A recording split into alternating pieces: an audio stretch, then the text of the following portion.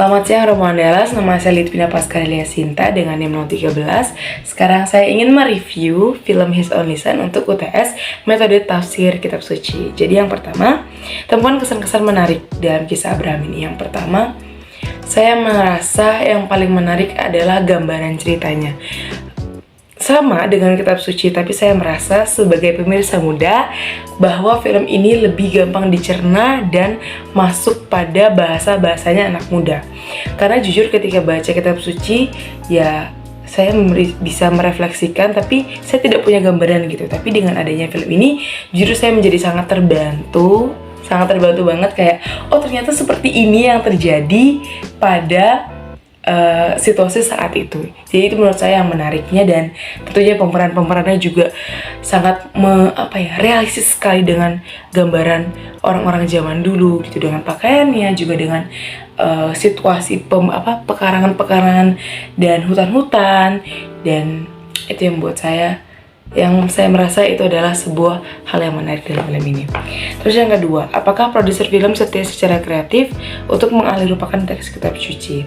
Menurut saya sangat kreatif ya. Ini balik lagi ke jawaban yang pertama, dimana produsernya berhasil untuk membuat saya jujur pribadi sebagai anak muda ini lebih paham dengan apa yang disampaikan daripada kitab suci. Ini agak jahat ya, cuma memang agak lebih paham dan lebih sedikit oke lah, oh seperti ini ternyata yang terjadi gitu ya. Dan makanya dengan itu saya merasa produsernya berhasil untuk membuat cerita yang tertulis lewat kitab suci ini bisa diangkat ke film audiovisual dan diterima banyak orang-orang.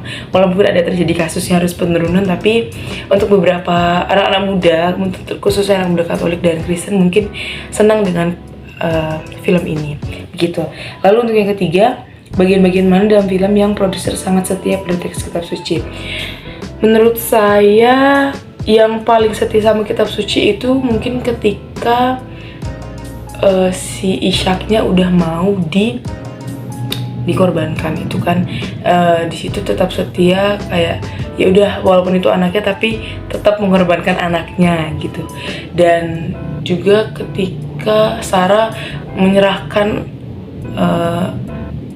Abram untuk si Hagar, untuk pembantunya, dan ujung-ujungnya juga si Hagarnya hamil lah. Itu menurut saya yang saya ingat persis sama seperti kitab suci. Dan bagian-bagian yang kreasi itu ketika dia dihadang oleh preman-preman.